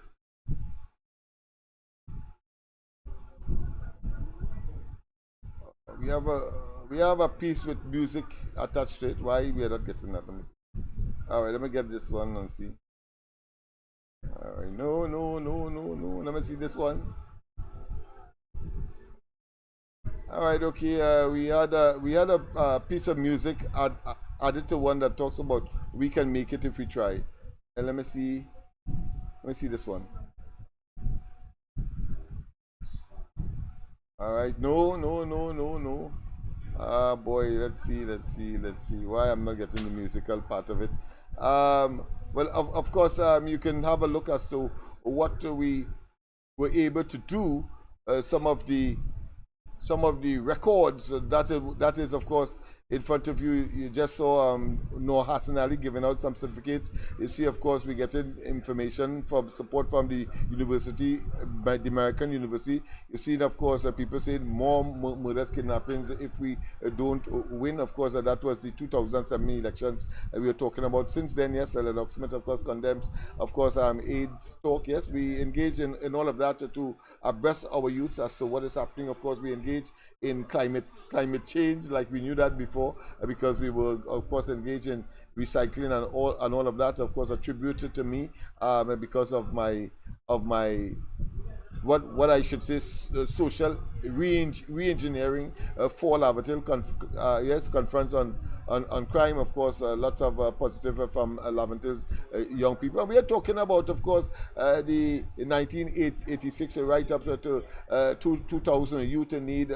MLIO says residents. Of course, this piece is about the December when this was 2002. So you see, so that a very long time ago we saw the problem and decided to do something. This one is 2003, when, of course, the World Bank would have paid us a visit and made some comments. Joan Yule Williams was the Minister of Culture, and she assisted us with a conference that we had. Of course, we are looking at agriculture as well, and of course, we gave away tools, etc. Of course, major concern continues to be crime, and we are talking here a very long time ago, since 2000, as I said, since 1984, we have been on this road. Of course, we became a formal school in 2006, and of course, getting all the benefits of most schools, and that is where we have been and continues to be. Whether we can replicate it, I say yes. We are in a position to replicate it. Basically, the same people, the same what I call social engineering elements and skills are still there. Let me just no, I would not want to do this one. Sorry about that. No, this is not the one I want to look at. Let's see, but again, if I can show you some more very quickly. Look at this one, for example. Here it is, of course. It's all about MLIO. Yes, indeed, and you see the structures that the organization would have been blessed with as we put things in place. We have an executive, we have a constitution, we have a motto, we have, of course, not only a motto, but we have other pieces of literature to demonstrate that we know and knew what we were doing. You see, board members we had, and still have. So therefore, the structures that are required for an organization well in place. You see me there, you see, of course, as chairman in the initial stage, and of course all of the relevant information when we would have sent that to various entities to become benefactors or supporters of our program. We will provide them with these pieces of information so that they get an appreciation. Of course, this is the organizational chart of the organization. You see, very elaborate, very complex, no different to a major industry or business that is looking for funding or looking for or making it part of their business plan, and that is where we are. Of course, specific achievements, quite a lot of achievements the organization would have made. A former Prime Minister described MLIO's program as a government. Yes, that is what he did. Describe it as a government because so encompassing and so comprehensive. The delivery were, of course, governed by a board of directors responsible for policy direction, managed by a secretariat headed by the program coordinator, operate and facilitate a training facility that offers one computer training center, a comprehensive welfare program, food and materials to the needy, of course, employment opportunities directly and indirectly. Yes, we did all of that, people. Has several arms of government by heads of committees. Legally, MLIO is registered as a one cooperative, as a private school with the Ministry of Education, recognized by charity with the Inland Revenue, on the list of NGOs recognized by the UNDP, yes, United Nations Development Program, affiliated with several regional and international organizations through a system. Yes, indeed, all of that was done. Of course, a multifaceted role operations of MLIO, and of course, in it we have MLIO is legally constituted as several things. Of course, as they come to light, I will share with you, read it out. Of course, a charity institution, of course, a cooperative. MLIO is registered and recognized by United Nations. Of MLIO is affiliated and associated with over 25 organizations spread over the United States, Canada, the United Kingdom, and Canada, as a private training institution, etc., etc. I mean, quite a lot of work, people, quite a lot of work. Of course, tomorrow, of course, I will continue to read some of the initiatives that would have been taken by the people, of the people, and for the people of Lamberton. And I'm saying that if we could have done it, as we, of course, have provided the country with the latest in the world, and in the 20th century, the only invented percussion instrument, the steel pan. I'm saying from those very community, all kinds of positives that can emerge once we have the right attitude, the right temperament, the right social re-engineering or engineering skills and capacity.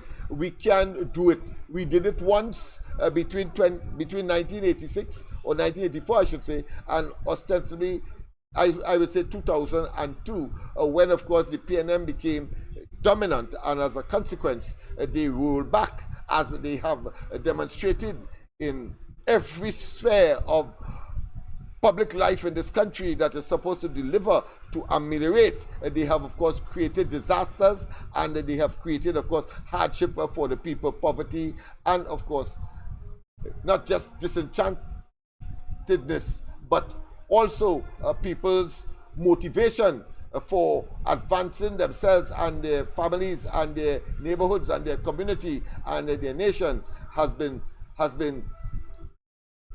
eradicated, have been destroyed because of a visionless group of individuals called led by Keith Christopher Rowley. I almost go to say mosquito crack.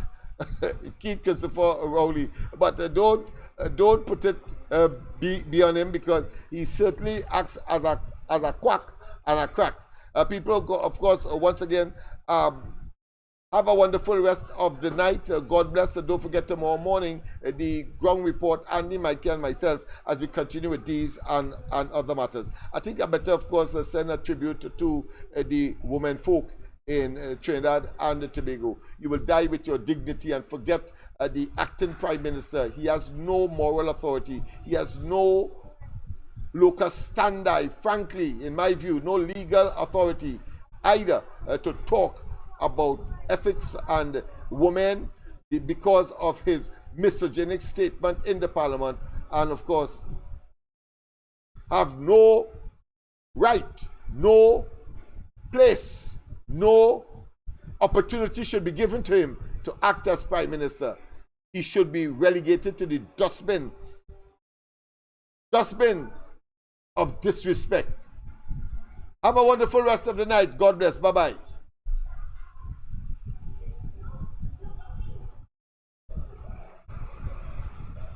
Oh, I see what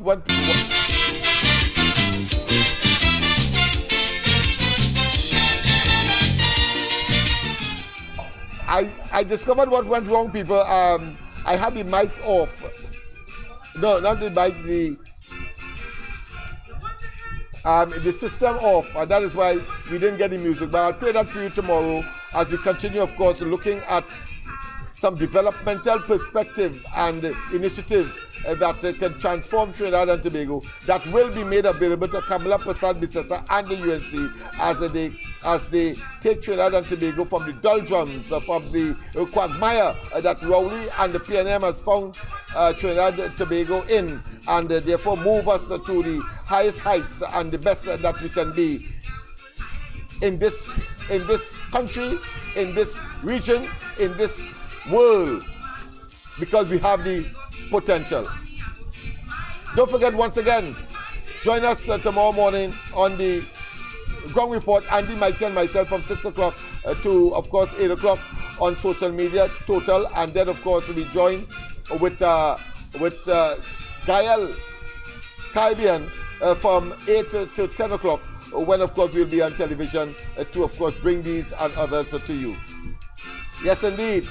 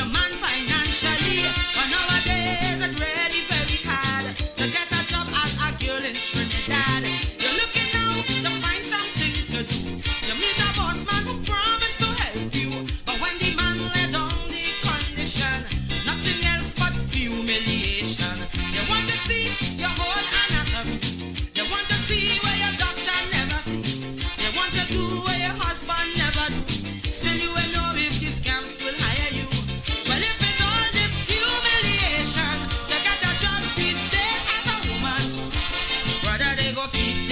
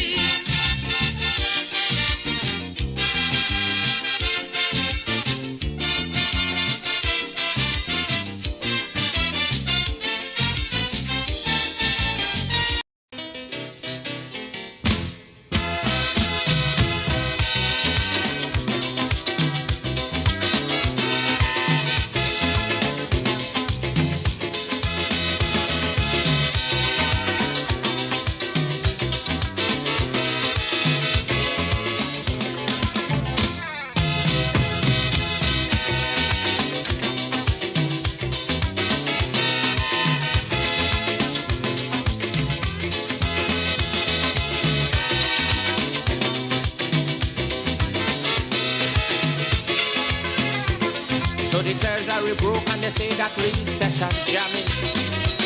So foreign countries really start migrating. They lose faith in the country, they say we gone down the drain. They say no more could we see happy times again. But the will to recover in my people like have confidence. Although many may seem to feel that I talk it nonsense, but the majority of we decide we're not going to run, because now is the time to show we patriotism. For we country facing, it's darkest hour, so our people need us today more than ever. But in our fight to recover, if ever you feel to surrender, it have one little thing that I want you always remember. We could make it if we try, just a little harder. If we just get one more try, life would be much sweeter.